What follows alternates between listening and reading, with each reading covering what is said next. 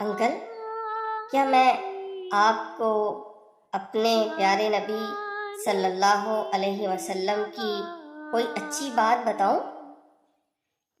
ہاں جی جی بیٹا، آپ ضرور بتاؤ۔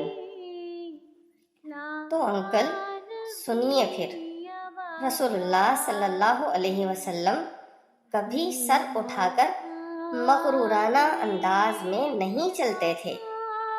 آپ صلی اللہ علیہ وسلم ہمیشہ نظریں نیچی رکھتے تھے۔ جب دوسروں کے ساتھ چلتے تو خود پیچھے چلتے تھے اور دوسروں کو آگے کر دیتے تھے۔ آپ صلی اللہ علیہ وسلم بڑی خاکساری کے ساتھ بیٹھتے، کھانا کھاتے وقت غلاموں کی طرح بیٹھتے۔ آپ صلی اللہ علیہ وسلم فرمایا کرتے تھے، میں اللہ کا فرما بردار بندہ ہوں اور اس کے غلاموں کی طرح کھانا کھاتا ہوں۔ اور جب کسی مجلس میں پہنچتے تو بیٹھے ہوئے لوگوں کے سروں کو پھلانگتے ہوئے نہیں گزرتے تھے، بلکہ پیچھے کی صف میں جہاں جگہ ملتی بیٹھ جاتے۔ جب آپ صلی اللہ علیہ وسلم کو آتا دیکھ کر صحابہ اکرام تعظیم کے لیے کھڑے ہو جاتے تو آپ صلی اللہ علیہ وسلم فرماتے، میری تعظیم کے لیے کھڑے ہو کر اجمیوں کی نقل نہ کرو۔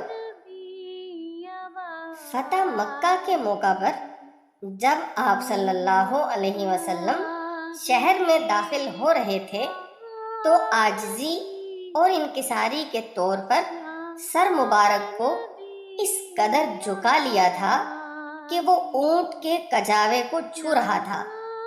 ایک شخص آپ صلی اللہ علیہ وسلم کی خدمت میں حاضر ہوا اور آپ کی روبدار شخصیت کو دیکھ کر کانپنے لگا۔